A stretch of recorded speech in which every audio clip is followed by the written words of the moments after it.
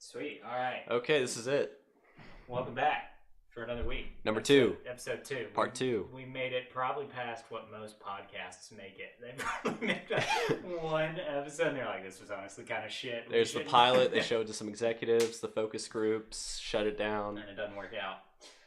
But welcome back to Nonsense and Nothingness with me, Connor Watson. And me, Seth Lenore, your student athlete. Yep, exactly. Student, athlete. Yeah, you got to listen to episode 1 to get that inside joke. But like I said, welcome back to Nonsense and Nothingness, a podcast about anything but, and very much like the first one, we're just going to talk. So if you want to join the conversation, send us an email at nonsense, capital N, then nothingness@gmail.com. So I'll plug it at the end.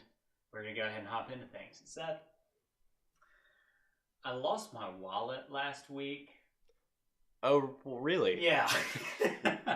Did you find it? No, I didn't. And it's one of those things, I've never lost my wallet before. Like, ever since I was old enough to have a wallet, boy. I've never lost it. Because I'm just so responsible. Okay. Well, did you put the protective measures in place? Did you get a tile slim? Okay. So now I do. I have one. Now okay.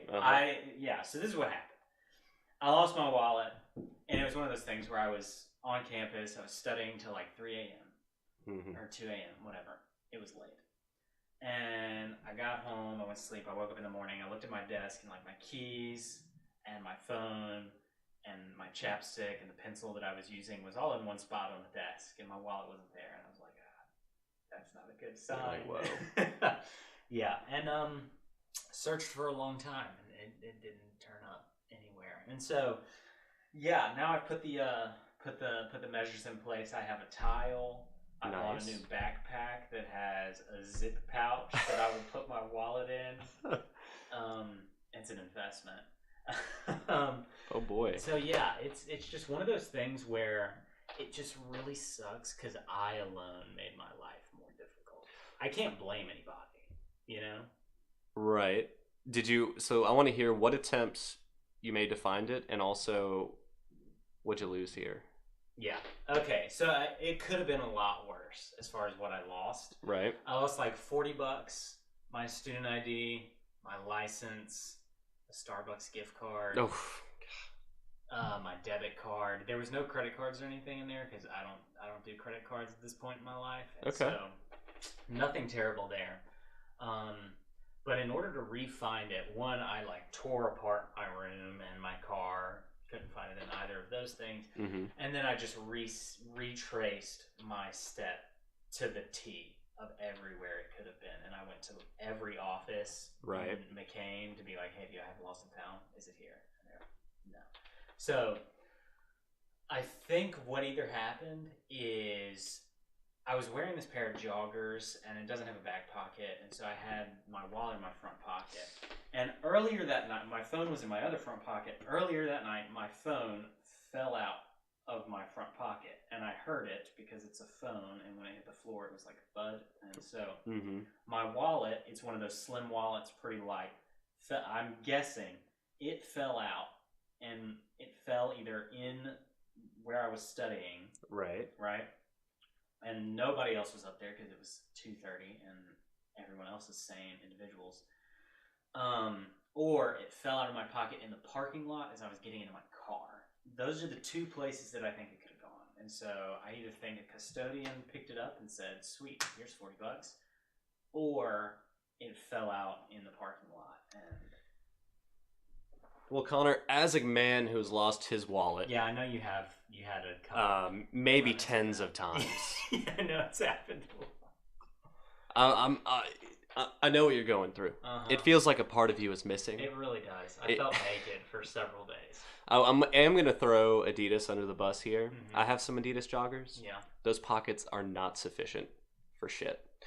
They're just too small. They're not. They're too small, and I cannot fit like a plus sized iPhone in there, and that's my standard. If you cannot fit a plus size, Seth likes plus size fitness anyway. the big beautiful iPhones is what I love. Yeah. So, anyways, I know exactly what you're going through. I can't wear my phone and put it in my pocket and my Adidas joggers at the gym. Mm-hmm. And if I can't do that, no way you're fitting a wallet in there. Yeah.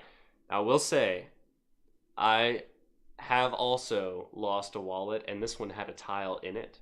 You lost a wallet with a tile. With a tile in it. And you couldn't find it. This one really hurt because it was pouring down rain.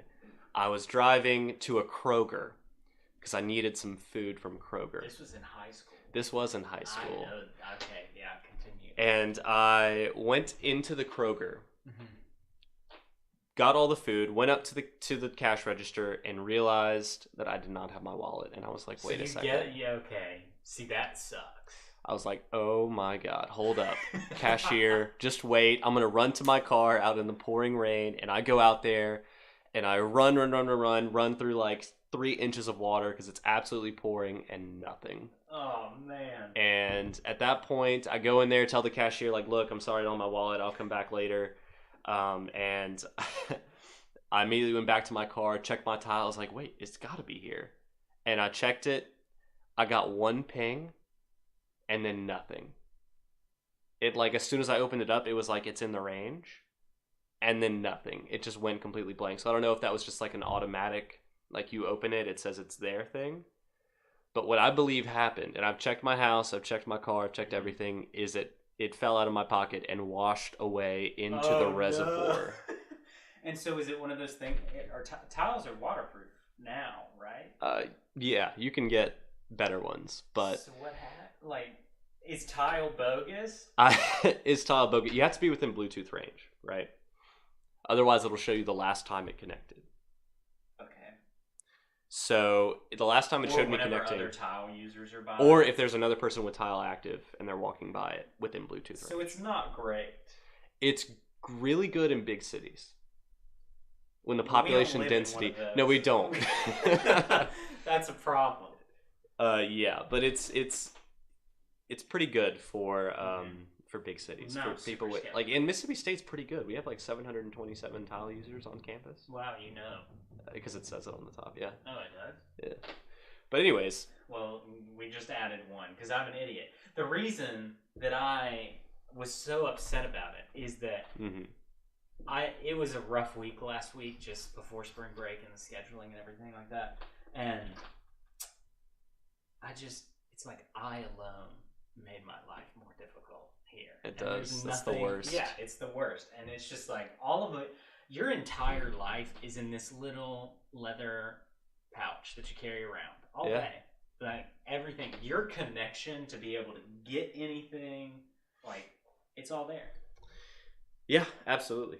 And it sucks because I think my life, if I want to go anywhere and do 99% of things that I want to do, I can do it with my phone, wallet, and keys. As like a, I don't know if that's a male thing or like women have to grab their purse or something. I don't know, but if I want to go out and if I want to be able to be the fullest human that I can be, I need a phone, wallet, and key. Yeah. So when you lose one of them, it's you really have your tough. Trinity, and you need your Trinity for sure. Which brings me to a point where we are behind in America. Okay. Oh. Putting your debit cards on your phone is popular everywhere else, especially in Europe. And I think we need to get on that train. I think we do. Because Apple Pay, if it were accepted at like 95% of stores, nobody would carry around debit cards anymore. Cash would be a thing of the past because of Venmo. But then you still run into the same problem. If you now lose, everything's on your phone. Right. Like if you lose your phone gets stolen. Because that's a big problem in Europe. You walk around Europe and so many people get pickpocketed as tourists in Europe, right? Right. And it's their phones that get taken a lot and wallets. But it's that same problem of we as humans put our whole lives on like a couple objects. Phone, wallet, keys, purse. You know? Right.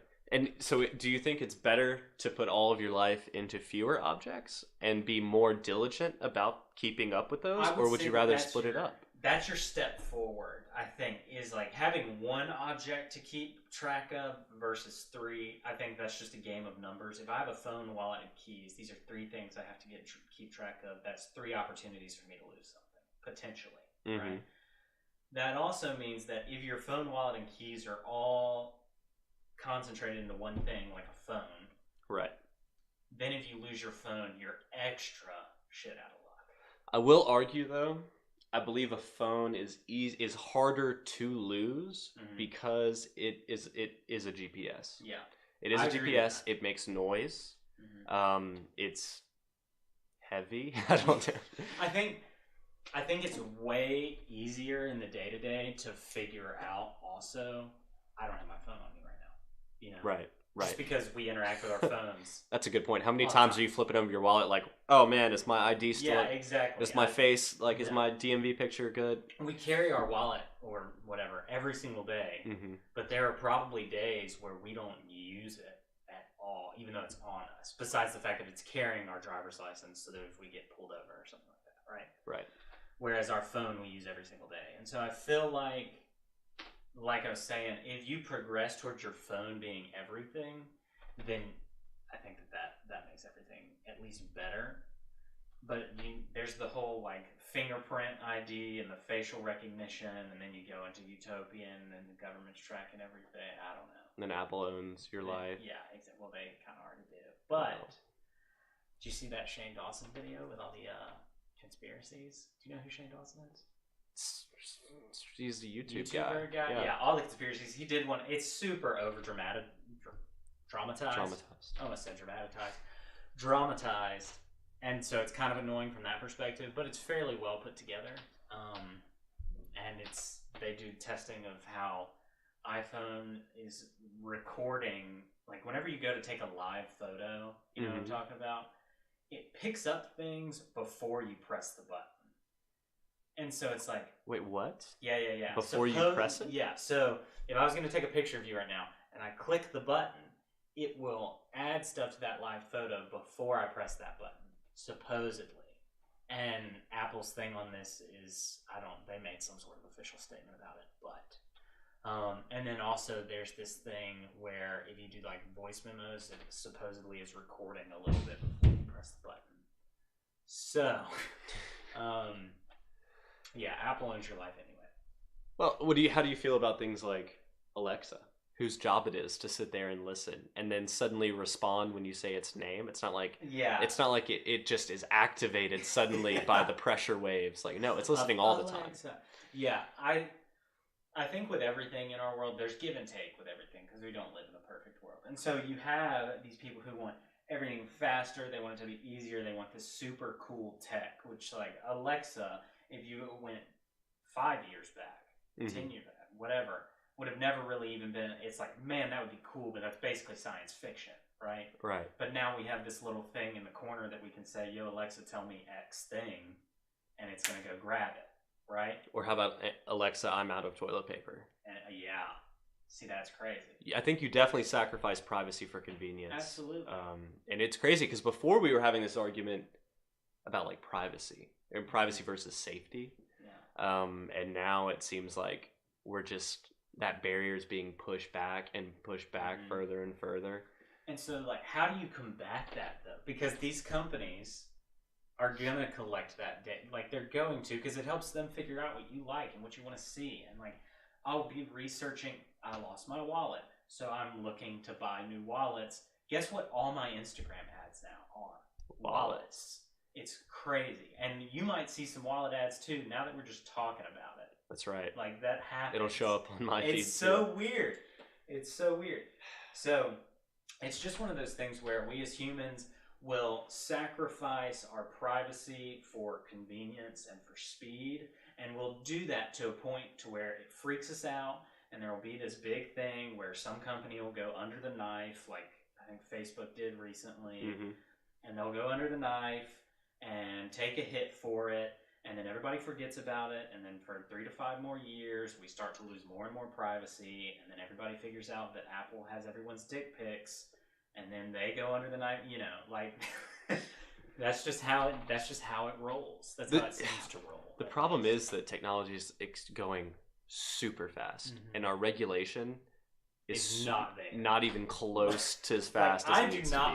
I do not want Chuck Schumer and Nancy Pelosi and Donald Trump or whoever being like, so tell me how I should write this law. Yeah. It's like, you don't know. Or hearing them interview like Zuckerberg and just making total asses of themselves. It's like, and I mean, I can't necessarily blame them because I personally wouldn't know how to write those laws either. Mm-hmm. The people who do will never be in government because it doesn't make sense for them to be, right? And so you just have this catch-22, so to speak, of like, well, yeah, it's tough because I think, you know, we talk about how fast this stuff is happening, mm-hmm. and you think like 250 years ago, okay, a drop in the bucket of like human experience. Mm-hmm. The biggest privacy thing that we ever had was probably the Third Amendment saying that we couldn't quarter soldiers in our house. Yeah. And now we're over here letting corporations mm-hmm. listen and use every decision we've ever made for their own benefit. Yep. And it's fascinating. I think it really it's a problem that's going to be addressed, but I don't think how, and will it be addressed well? And you know, it's a sticky situation. It really is, and I think it's one of those things where you don't think about it in the day to day. You really don't, and I feel it doesn't matter that much in the day to day. It doesn't feel like I'm letting somebody into my life when I fill out like a YouTube survey to skip an ad. Mm-hmm. Like it doesn't feel like I'm giving up a part of myself, but over a course of years, absolutely, that stuff will add up, you know? And so the question is, why do we sometimes care and we sometimes don't? It seems so gray, and it's so person to person. Like there are some people who don't care at all, and then you have other people who get really freaked out, want to live off the grid because, you know. And so it's just one of those things that because it's so new and everybody looks at it so different, and no one except for maybe like the heads of these companies themselves and like the IT people behind it really know how that data is used. Yeah. It's just interesting to me. I'm still going to use my iPhone, and I'm probably still going to answer that survey to get to my YouTube video. Yeah. But yeah.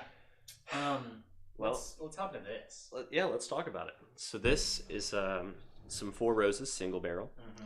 Mm-hmm. Kentucky straight bourbon whiskey is what it says on the front. Whiskey of the week.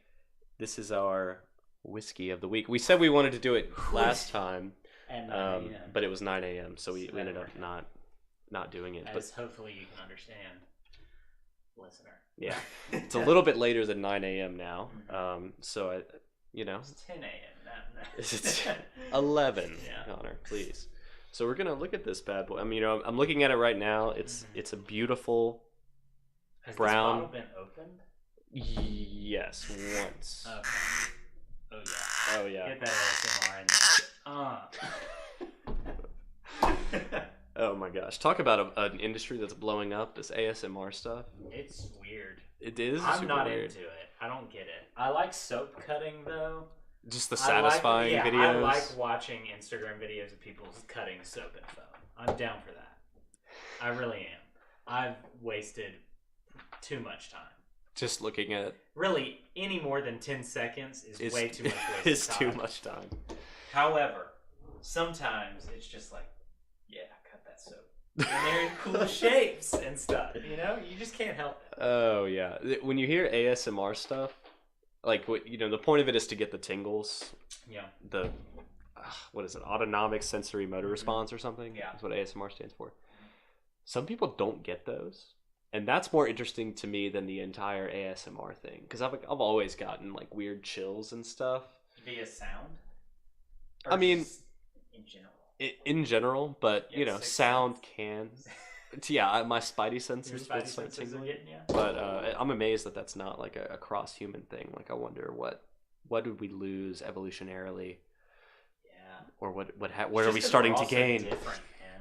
It's just because we're all so different. It's like That's true. there are some people. You know the Mountain? Do you watch Game of Thrones? Yeah.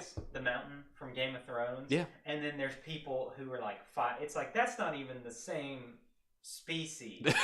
That's just Not two even the same totally species of man. different things. Yeah. Two totally different things. It's weird. I wonder how much. I mean, obviously, genetics plays a huge role in that. Mm-hmm. And environment plays a lesser role in the case of the mountain versus a dwarf. Yeah. But is that offensive? What's the word? What's the word? I think vertically people... impaired. I think it's little people. I think little dwarf people. is okay, but I think little people is the preferred. I say dwarfism because that's the dwarfism is the disease. Yeah. Gotcha. Anyways, let's get to the bourbon. Yeah, you pour that up so that we can say more mistakes. So that way we have an excuse. Yeah, that way we have an excuse. Sorry, I was a little drunk. One. Would you like some more? No, that's great. That's perfect. Okay. This is a really good bourbon. I don't really even know bourbon that well at this stage in my life, given that I'm only 21. We wouldn't expect you to. Yeah, I don't know anything. But of the bourbons I've had, I really like this one. And I thought I was going to really like this bourbon called Monkey Shoulder. And it's okay, but it's just... There was one time where like I didn't even have a lot of it at all. But I took a sip and I almost threw up. And I swear was it just the strength or was it the... I was just drinking it neat. So just room temperature. That can affect things. Because I'm a man. Right. Yeah. Yeah. So I don't know.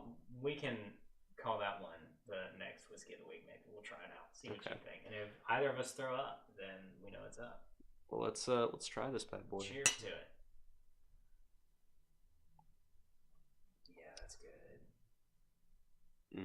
Four Roses, if you need a sponsorship, we need a sponsorship. So if you want to talk to us, if you need a sponsor, don't talk to us. If you want someone to talk about your sponsorship, we will.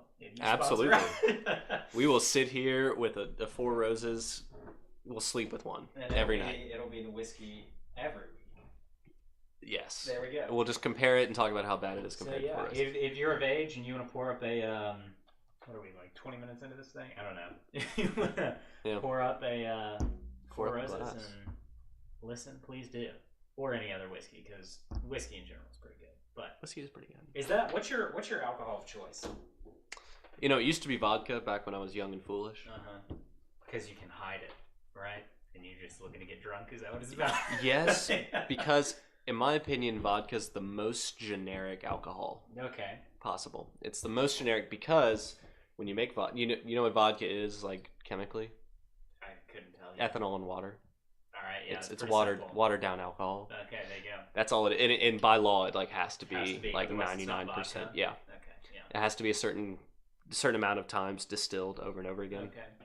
And so it's essentially tasteless alcohol. And anybody like there was this huge scandal basically where people started figuring out that vodkas really taste the same no matter what bottle they're in. Yeah. And it was an amazing like marketing genius that took the idea for Grey Goose. And he took a vodka like it's a French vodka and it wasn't selling. And so they just made it super expensive for no reason. They made it really expensive and put it in a nice frosted bottle. And it sold like hotcakes. Yeah. That's, man, marketing, wow. It'll do a lot. I will say, I can taste differences in vodka, I think, but that may just be me being kind of optimistic. Deal? Yeah. Like, I really love Tito's. Tito's is one of my favorite vodkas. It goes really well with citrus fruits. Interesting. I'm a Cat's Head guy. I like Cat's Head vodka. I think the honeysuckle's really good. The honeysuckle is solid, and you can make a mean Moscow Mule with that thing.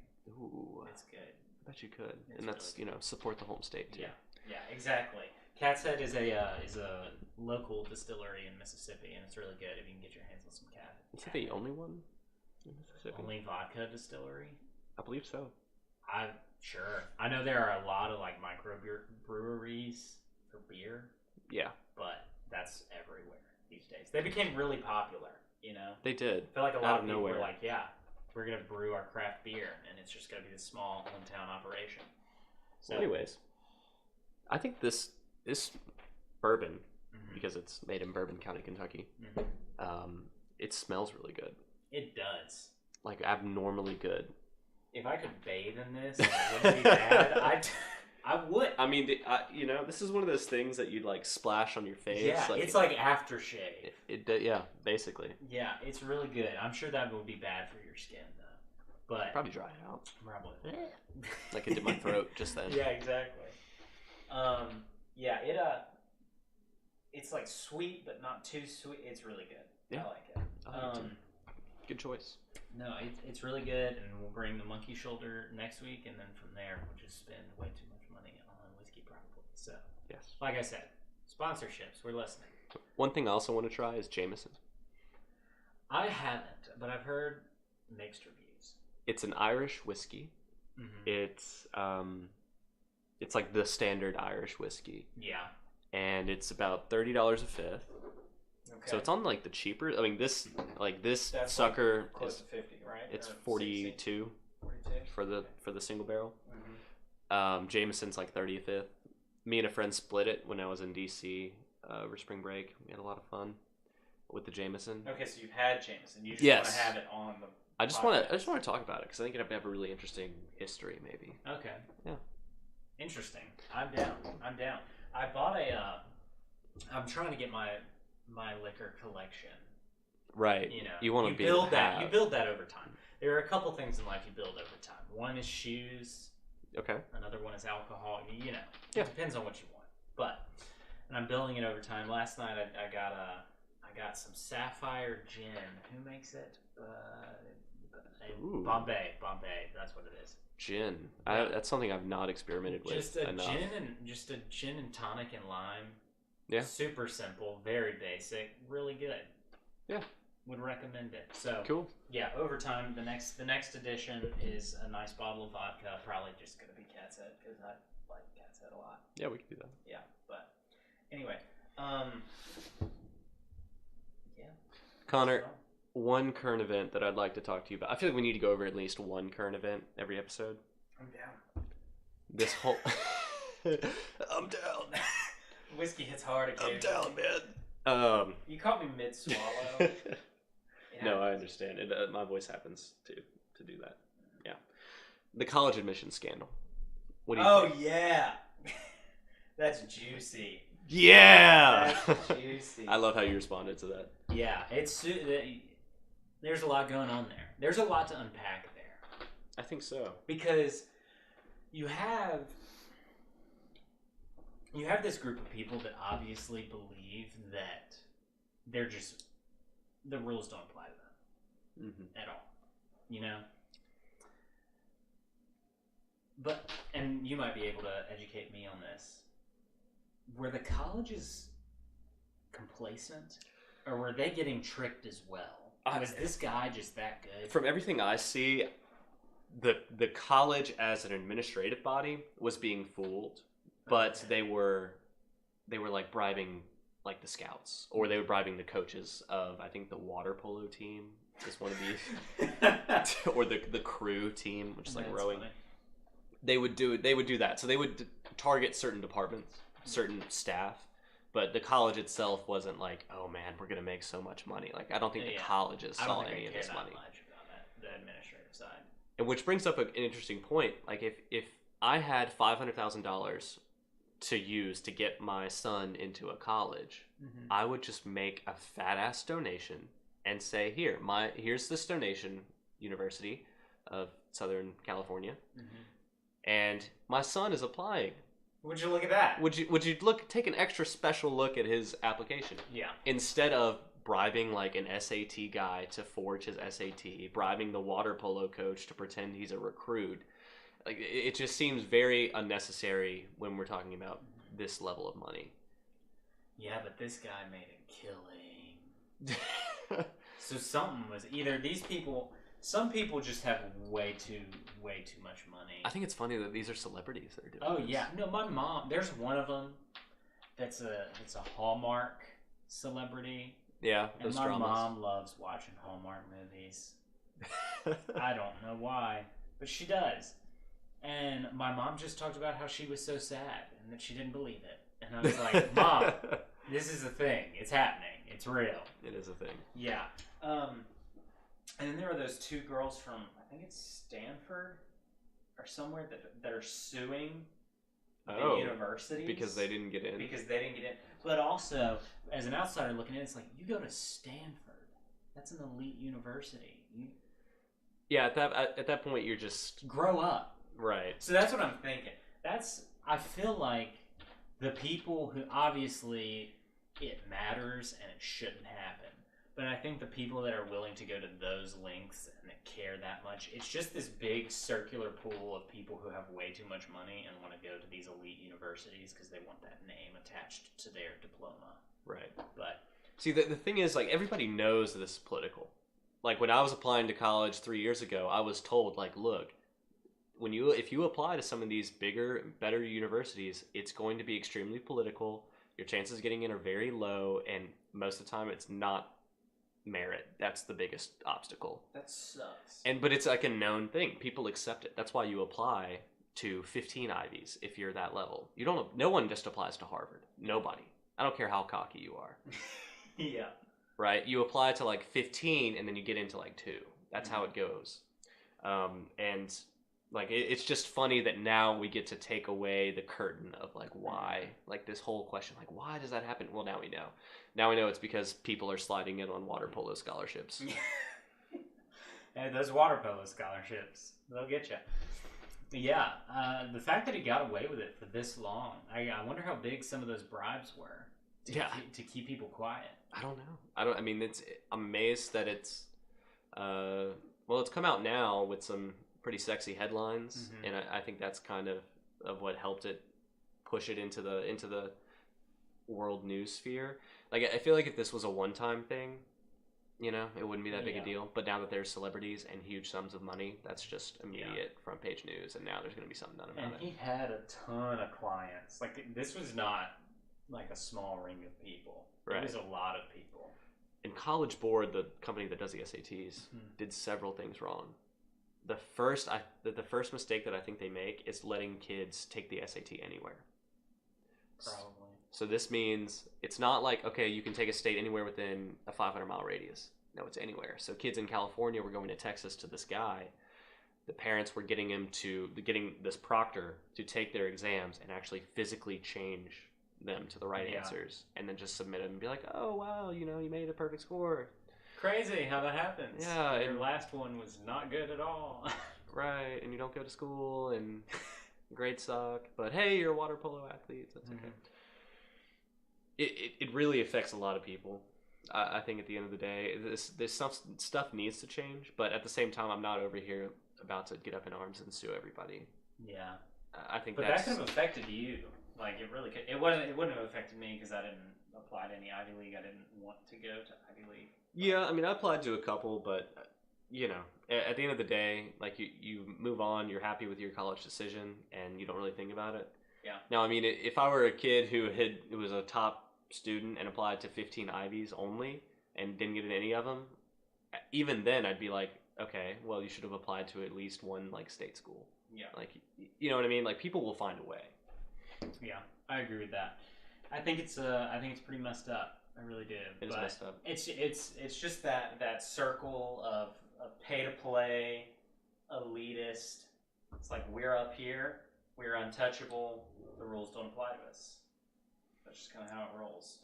Yeah, it sucks that we have that in this country, but, you know, it sucks that money can do so much for you, but at the same time, like, I want a lot of money. Oh, for sure. Well, everybody does. I shouldn't say everybody, I'm sure there are the exceptions to the rule, but I've never understood why school kids make fun of the rich kid. Yeah. Because it's like, you want to be that. You wish that your dad could buy you a Porsche. Like, right. Like, so chill out. Like, spoiled is one of the worst insults ever. Yeah. Honestly, because it's like, oh, your family has a lot of money, ha. And it's like, if that kid's a dick, like, that's one thing. And it's like, you're a dick, it's probably because you're spoiled and you have a ton of money. You've never had to work for anything. But I'm not going to make fun of you because you have money. I'm going to make fun of you because you're socially inept. You know?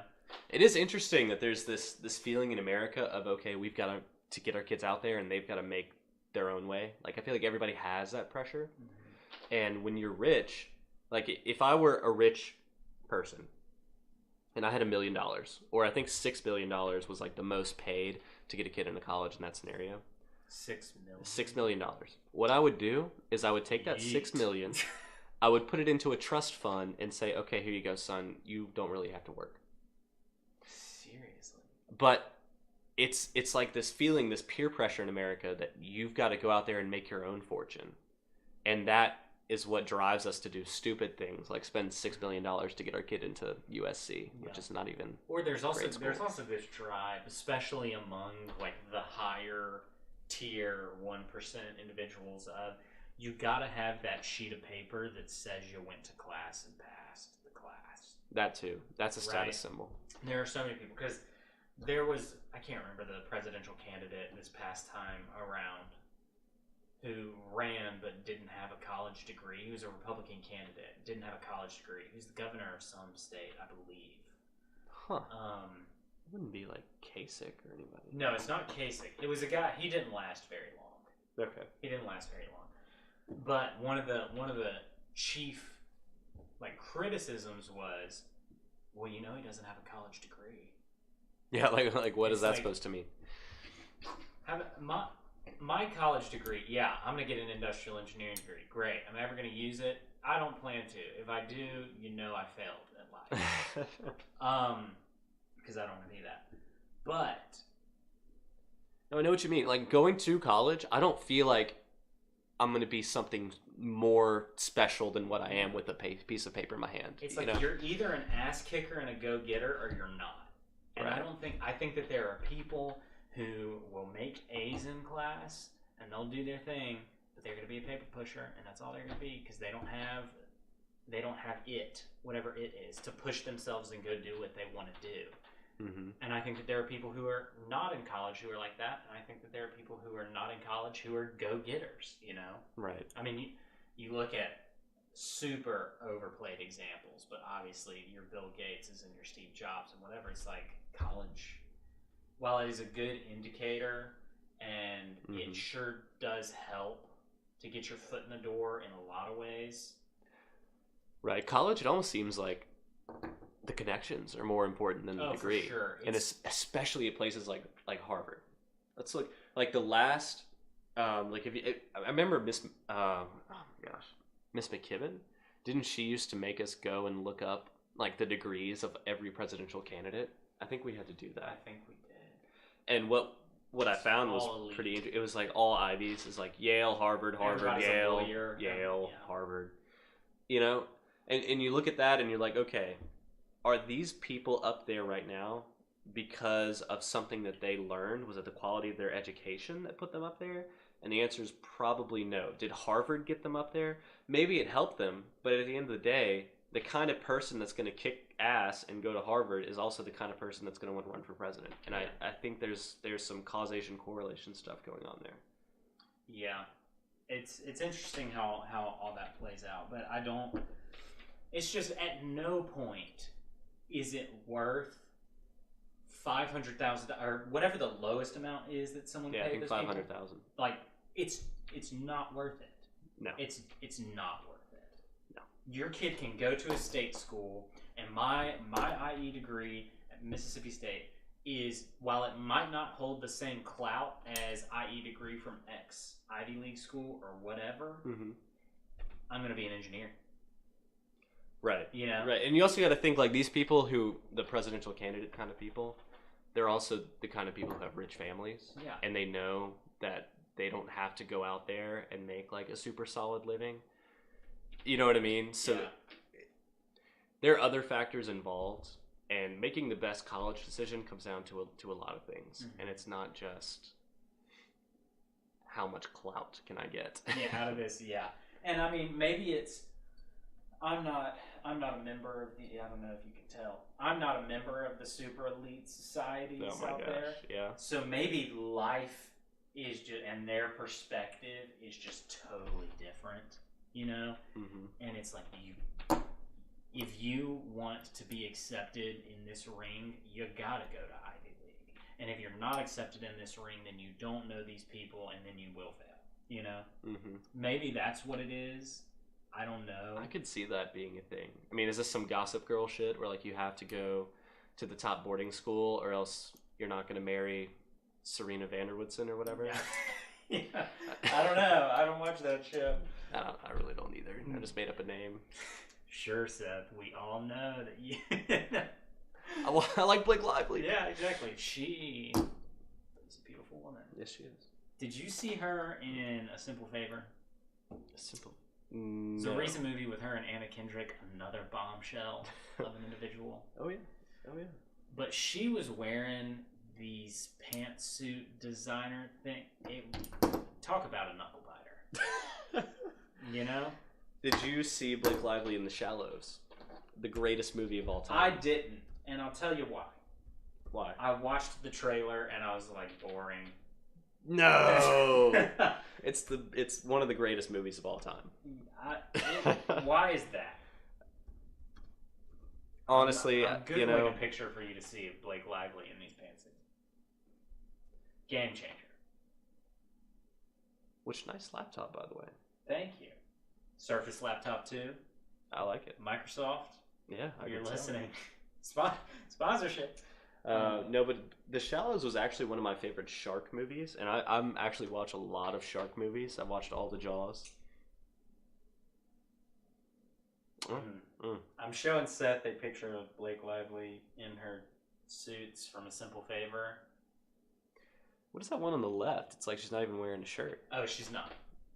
Just wearing the jacket over. She's wearing a women's blazer in this cream-colored suit with nothing underneath it, and then a bow tie that's just like partially tied and hanging. Is it tied to her necklace? It's tied. And it's like an ascot. It's an invitation to look in that direction. Yeah. That's what I view that as. It's a target. I got it. Yeah, it's like, oh, I'm looking at your face, and there's this necklace thing. No, that's a tie. That hangs down. Oh, there are your boobs. I think I like it. I think, it's very fashion forward, to use a Project One-Way term. Yeah, oh, yeah. Yeah, she's a beautiful woman, for sure. Anna Kendrick, also. Beautiful woman. Hey, man, I was there for Pitch Perfect. You were there for that, I was there. I saw it in theaters, okay? Uh-huh. I actually saw it with my dad, because he really liked it. He was like, son, this is about an a cappella group. Oh, yeah, your dad's an a cappella guy, right? Yeah. I wonder if my Four Roses tastes any different. Wait, what batch is it from? Mine is batch... Barrel. Barrel 28 2T. Mine is 16 2V. I wonder how they do that. Alphanumerically. No, but I wonder if... Because they're obviously not keeping track in the sense of every barrel they've ever made, right? Right. They've made more than 16 or 28 barrels. Probably yearly, maybe. Or this stuff has to be aged for a certain amount of time, right? Like 10 years? Say? I know that... I'm pretty sure bourbon has a aging requirement. But... Ooh. Yeah, we're just reading the ingredients list right now. Yep. This one says you'll notice rich aromas of fruit. I don't know that it has a year on it, which I'm very surprised by. Yeah, I don't know either. I'm not really sure how this works. Yeah. Not sure how this whiskey situation works. I know some things that are very precise. I know the exact barrel number. I know the warehouse number. I mean, that's cool, and that looks handwritten. Yeah, do you think it is? Be honest. Maybe? Sharpie? I think it could be. It could be Sharpie on there. I think it really could be. Okay. I'm not gonna count on that. What we would need is like another letter to be written and see if they line up the same. Like another of the same letter. Like, get a different bottle, also from the RS warehouse, and we'd compare the R's and the S's. Yeah, that'd be the way to do Analysis. it. Mm-hmm. You're such a smart guy. Thanks. You're welcome. I watch a lot of CSI. I feel like we've touched on like 3 different conversations, but we haven't finished any of them recently. No, not at all. You know what I mean? All right. All the Let's people. open up a 4th one. All the people in the College Admission scandal should be put to death. Drastic, but I like it. And what else did we talk about? Whiskey of the week, 8 out of 10. That seems low. No, I want to try some Japanese whiskeys. That's what I really want to try. Or Japanese whiskey? It is Japanese whiskey. Apparently, the best whiskey in the world, determined by some sort of whiskey society that actually is important. Another elite society we need to get into. Yeah, that we will one day get into because of this podcast. It was named like the best whiskey in the world. And some of the top whiskeys in the world are all Japanese because the Japanese go hard at anything that they do. They do. They strive for perfection. Really do. It's those Asian cultures, man. It really is. It's. They have something that just the rest of us don't. Work ethic. Yeah. Honestly, I think on average, it's all cultural. Like totally. The cultural perception of, okay, if you're doing something, you need to be the best at it or you're failing. That's fair. That mentality, like there's no... A- are shit. Like, I don't think mediocrity is a word in Japanese. I think it's the same word as like dog shit. Yeah. So, you know, that's the kind of culture that they have in Japan. And they all live by it, swear by it. It's one of the few I think if you could ever do a utopian society, it might be Tokyo. I feel like it might work.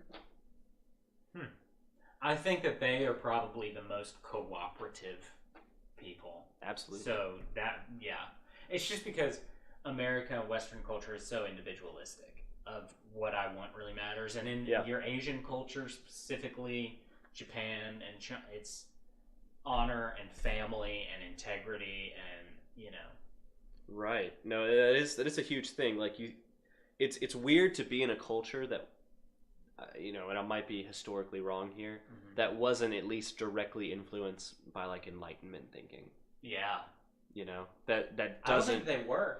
Japan was pretty cut off. They did isolationism for. I think Japan probably. I'm thinking about, you know, like China, Laos, Cambodia. Yeah, China's just weird because China was the world's bitch boy for a long time. It was. Yeah, for a long time. And that's part of the reason that China's got like a fire underneath them now. Is they literally, I think they call it the dark times. Like, I'm not kidding. I think culturally they call it something like that, about how China was just shit on by the rest of the world. Well, I mean, when you live next to, or your whole life, you're basically destroyed by a guy named Genghis Khan. Or World War I. You've got a Genghis Khan in your life. Right. Or during the World Wars when you get absolutely dicked on by Japan. Like, they've gotten dicked on a lot. They really have. And they've come up with a lot of good stuff. I mean, they're the first people to come up with gunpowder. Yeah. You know, a lot of these inventions that they come up with, silk. You know? So, yeah, the thing is why is that? That's so interesting to me. Is China has all these resources. It's this huge land mass. They obviously have smart people. They came up with world-changing things like gunpowder and fire. Like, they created the first missiles, so to speak. They just put gunpowder on arrows. Right. Yeah. And it's like, how are those people the ones that drew the short stick throughout the majority of history up until recently, where China's wrecking the game right now? I think it's a lot of things. I think one huge contributor is Europe specifically was getting too full at the time of the Enlightenment, when all these like really individualistic ideas and wealth of art, culture, whatever, when it all started happening, Europe was in expansion mode. They were, let's discover stuff and let's put our ideology there. And part of that's the church. Part of that's Enlightenment thinking, which is pretty secular. Part of it's just we want more resources because we live in a tiny continent. Yeah. All those things contributed. Like Japan and China were very much, okay, we just want to improve domestically. Whereas everywhere else was like, okay, yeah, we're pretty much tapped out here. Let's go hop on a boat and then boom, North America. Can you imagine, okay, if Japan had been the first country to like colonize America? Life would look so different. It would be extremely different, right? So different. We wouldn't be white. True, we would be reincarnated in another Japanese body. I don't know. But yeah, that's it. I think that's the single biggest thing is just expansion and growth, and it's just a different mentality. I think, and also it comes down to leadership. You might have all these resources, but if you don't have any leadership that look at it in the correct way and actually point you in a good direction, I think you're kind of SOL. Because in China, if what I remember, you had these two competing factions. Yeah. That just wrecked each other, and that made China pretty weak. I could be wrong about that. No, I mean China history is like fraught with internal conflict, turmoil, and all this stuff. Whereas Europe's like nice and cleanly divided. Yeah, by like tribes of people essentially. That you had those Germanic tribes and whatever that wrecked Britain for a good little while, but that was way before. Yeah, the Gauls. You had Rome. We had a lot of things, just a lot of factors in this big equation. Honestly, what do we know? Yeah, nothing. We're just speculating. We're speculating and we're just talking. Yeah. Like I said, join the conversation. If you know anything about China, send us an email. If you're from China, please send us an email. That would be really cool. Yeah, I have no... You know how you'll go into a situation with expectations of, it's going to be like this. You know? Every day. Every day. Right? I have no expectations for what Nonsense and Nothingness could be. No, honestly, I feel like we're just talking, and then we're just recording it, you know? Yeah. Like, this is something that we would talk about, like, while we're procrastinating homework. That's the point. That is the point. That's the point. The way that'll be a fun thing to talk about. The way that Seth and I stumbled upon the idea of Nonsense and Nothingness is we were studying for something called engineering materials. Is that correct? Eng-mats. Engineering materials. Yes. And it was an awful class. It was brutal. It was brutal. We both came out with A's. Humble brag, no big deal. But industrials get a 5.0. If you didn't hear that, Seth said industrials get a 5-point curve. We don't know that. Okay? Oh, I'm sure you just made the perfect 90 flat. I'm sure you did. We don't know that. Okay. Okay. But also, I was working. You asked me. That class was asking me to sprint a 100-meter dash, but shot me in the leg before it did it. Okay. Oh, yeah. As an IE, I didn't have any of the foundations that he would randomly talk about occasionally. Right. But that being said, Nonsense and Nothingness came to be a thing when Seth and I were procrastinating, studying for materials, and we just started talking, and we were like, we should record this. Absolutely.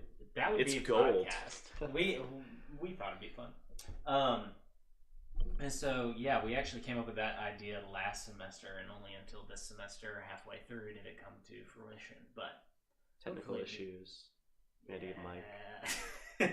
Technically, or not technically, hopefully, it stays a regular thing because I think it's a good time. No, it is fun. Yeah, and I hope that you at home or in your car or wherever you are enjoy it as well. And whenever we get a little bit of a community, it'll be nice to take in some discussion from you guys and what y'all are interested in. Yeah, we'd love some discussion topics or whiskey of the week suggestions. Mm-hmm. That's a big one. That would be great. That would be really great, just to try some new ones. Absolutely. I have a question for you that I've been thinking about, and I was talking to someone, I can't remember who it was, and we started talking about Nikola Tesla. Okay. And then we just started talking about that era of just invention and expansion and how society seemed to just get pumped full of people who wanted to make things better. Yes. That doesn't happen anymore. You know what I'm saying? We have like Elon Musk and Jeff Bezos, and that's like it seems, you know? I think I see what you're getting onto. Mm-hmm. I will argue though that there are those people. I think Steve Jobs is one of them. Mm-hmm. But there are also for every Nikola Tesla, there's going to be a Thomas Edison. And sure. Thomas Edison, you know, his big criticism, obviously made some big gains, and he was a great scientist. He also stole a lot of shit. He stole a lot of shit, and he...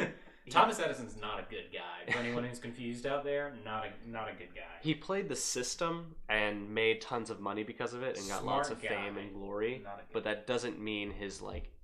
I get the sense that Tesla's really meant to go out there, change the world. He wanted his ideas to be free for everyone. Mm-hmm. Whereas Edison was more like, okay, how many patents can you produce for me today? Yeah. I feel like Steve Jobs kind of embodies the Nikola Tesla ideal, because I think some of the stuff he did was revolutionary. I mean, it was what, not even 10 years ago when the iPhone came out? 11 years ago? I think there's 13 iPhones, which is weird because we're on the iPhone XS, but like there's 13 different ones, I think. I'm pretty sure that's right. Well, late 2000s, I think, is the point. But I believe that Steve Jobs really went out there saying, okay, how can we change people's lives? How can we affect everyday people? And I think Elon Musk is in a similar facet, but he's doing it on a much grander scale. I think we have the innovators, but I will say, I think a lot of innovation nowadays is stomped out because of the Big Five. Yeah. The Big Five technology companies, Apple, Amazon, Google, what are the other ones? Microsoft, and I think there's a foreign one we throw in there now. You didn't say Facebook. Oh yeah, Facebook. that one's I was thinking of Alibaba, but anyways, yeah. In Alibaba, they're just a hosting website, right?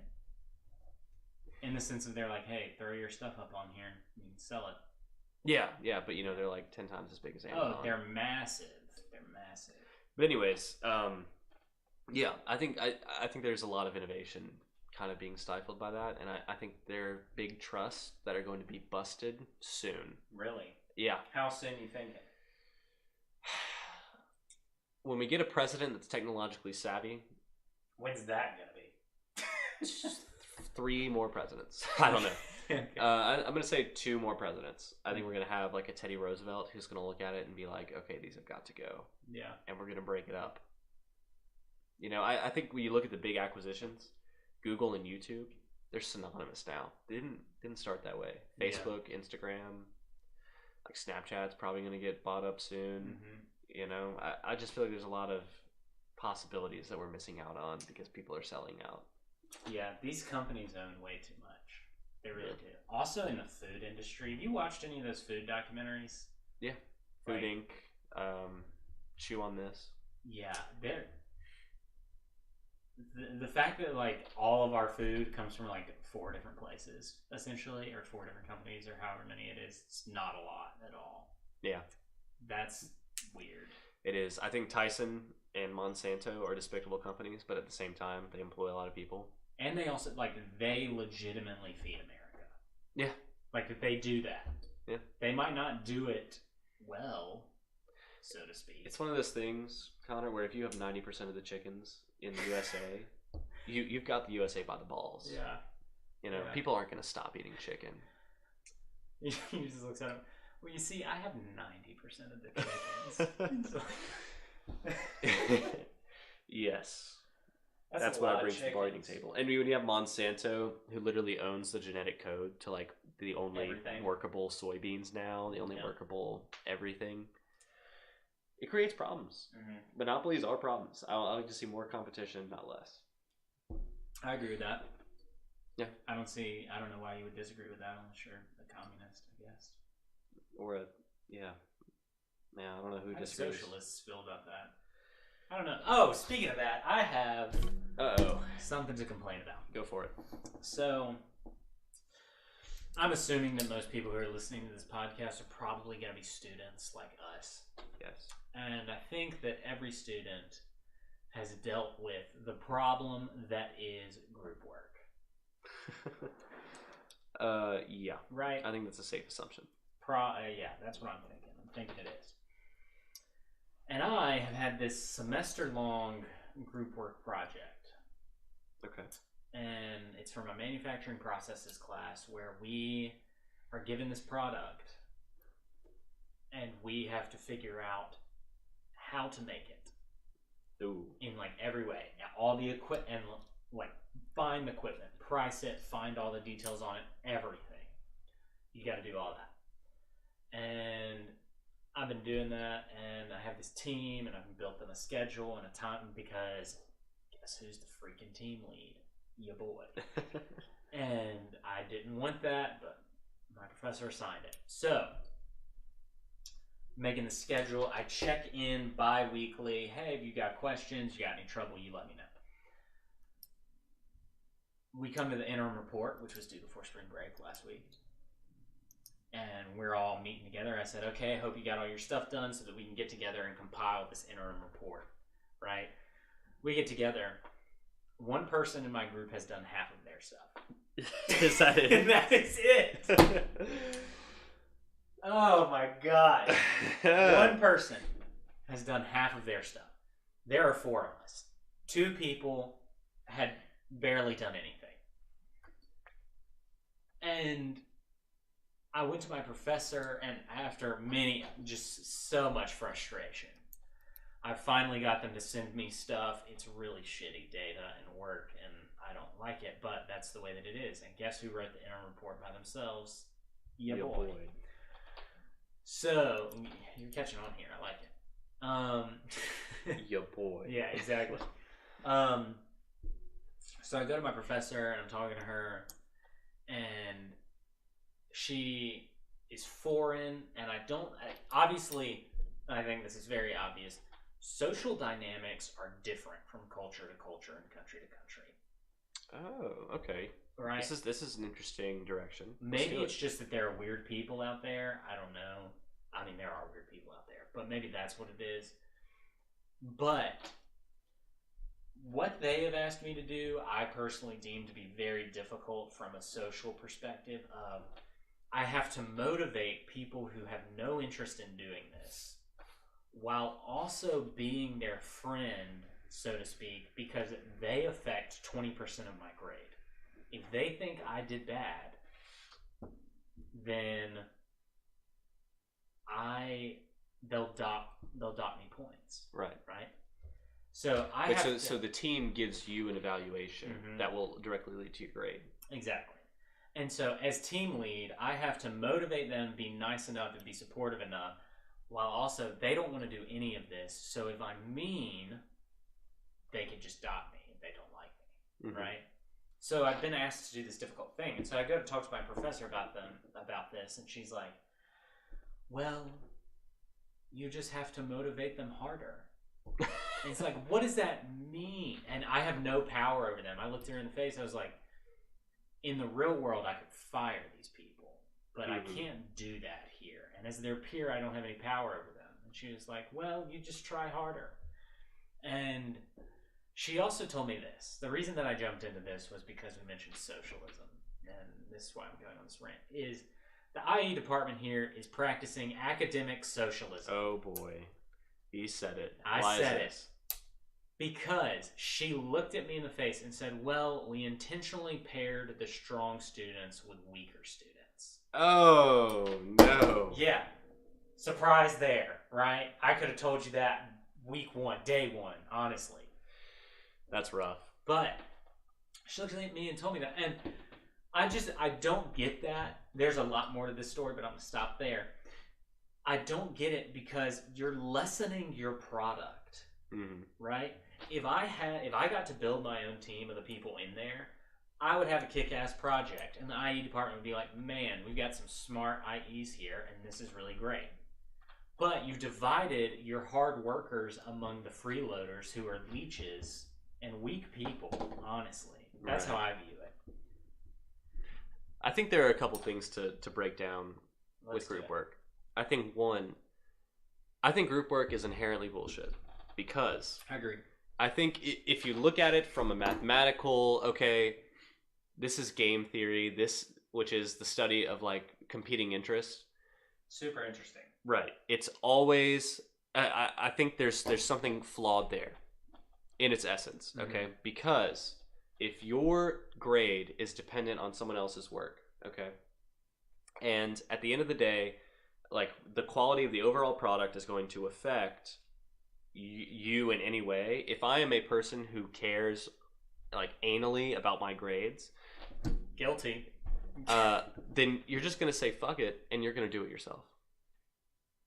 You're gonna do the whole thing yourself because why would you leave it up to chance? Why would you let somebody else intend to, like, if you get at something and you're like, this is not good, in no world where you're an uppity like student who wants like the best grades ever, in no world are you letting that happen. So if I'm someone who doesn't care as much about my grades and I'm paired with someone who cares even marginally more, there's a competing interest there of like workload versus grades, and it's a big problem. And I also think that this whole rating others within your group is super interesting.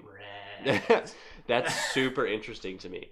That seems like even doubling down on the ideas of competing interest. Yeah. Because in a real team world, like obviously, if this was a real group, whoever is a superior does have the privilege of not being able to take criticism, of not taking criticism. Mm-hmm. You know, like if you're a manager and then you have these underlings, like what's going to happen? Doesn't matter. And as a boss, as someone who's supposed to be a team leader, the respect of your peers is semi-important, but at the same time, you're in a position of power.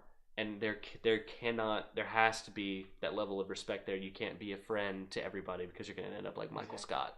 Exactly. So it's a big competing interest thing. And I think that if some game theorist, some like Harvard mathematician would look at this, I think he would come out with the conclusion that group work is absolute bullshit. I agree. And I think what's terrible to me though is that I get no say in who I'm in a group with. That way I could at least own, okay, I picked these teammates, that's on me. Mm-hmm. It's like, no. I was given a pile of shit and expected to make gold out of it, and I can't do that. Right. You know? So, it's just difficult. I might go talk to the department head about it and be like, hey, this whole project needs to be looked at. Yeah. No, I think it's pretty interesting. There was a new teacher that came into our chemistry department and did something kind of similar, where you would work in groups. You would do all your classwork in groups. All of it. So you'd go to class. You'd have a big whiteboard, and you four would have to finish this problem by the end of the class, and you get graded on it. Right? But here's the thing: you got to pick your group day one. At the quarter way through the semester, she would switch the groups randomly. So you would be given a random number, and you would be with the same person who got like that same number, and that would be your group for like 9 weeks. And you'd have to do any project, like any homework, anything like that, you had to do with this group, and you get switched 4 times. So most of the time, like the first group was really cool, and then every group after that was just awful. Yeah. And I TA'd for this class, so it was pretty interesting. Okay, so you just got to watch. I got to watch it all burn. Watch it all go down. Yeah. Man. And I see what they're going for with this like team building. Oh stuff. Yeah, no, group dynamic is important. Like I'll give them that. Yeah. I think the idea that you're going to drag down like good students to help out bad students is horrible, because it literally punishes you for doing well in IE. Seriously, as one of and I sound like a cocky asshole right now, but as one of the strong students in that class, and it's not even one of those things where like I'm the strong student, I have 2 moderates and then a millstone. Right? No. It's like strong student, 3 mediocres. Right. You know? One is the guy who did half of his work, he's I. But it's one of those things where that academic socialism, as I'm calling it, is just like, it's brutal because it punishes you for doing well. Right. I feel like what the teachers expect you to do is to come up with a great kumbaya solution and sit down and figure out how to come together as a group, like the movie The Benchwarmers. And it's not. It's totally not. Somebody suffers. Somebody puts in 80% of the work. The other people, like one other guy does 20, and the other people do absolutely nothing, and then you get whatever grade you get. Yep. And then everybody gets B's. Yeah, everybody gets an 80. And then the people who sucked it up are like, yeah, I got a B. And then you're over there like, oh my God. Yeah, exactly. And so it's just frustrating because in the real world, like, I get to build my team. If I am a supervisor, right, I get to hire those people. Yeah. You know? Or if I'm trying to make a business, I get to pick who my partner is going to be. Yeah. This is not, and that was one of her big deals. She was like, well, in the real world, you have to work in groups. And that's whenever I hit her with, well, in the real world, I could fire these people. Yeah. In the real world, supposedly these people would not be idiots. Yeah, exactly. I just thought of a really weird example of group work that would be like totally unacceptable but interesting. Yeah. What if you and 4 random people around the world shared the same bank account? Whoa. Yeah, so what's the motivation there? Because if you drain it, then you drained it for everybody. But if you sit in there and keep pumping it full of cash and make your check and like spend whatever amount you need, and then somebody goes out and buys a Ferrari, you know what I mean? I think that is a perfect example of the competing interest theory that you would have. Like, and you're graded at the end of it. You give out a survey to everybody that says, how well did you spend your money? Or how well did everybody else spend their money? You know. And that's so subjective because it is. You're going to have someone who loves pillows. Yeah. And they spend a lot of money on pillows. They had to have it.